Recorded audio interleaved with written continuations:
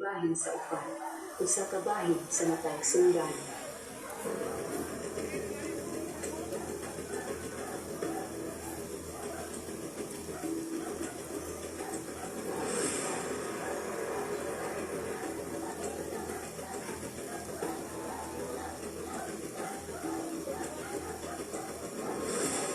Usab nila ang bisti na taas nga walay pinahitan.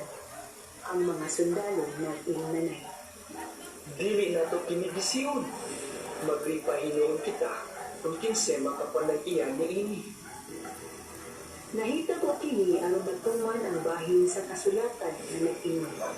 Ibahin-bahin nila ang akong sakot o pinipahan nila ang akong bisti. Busa gibuhat kini sa mga sundalo.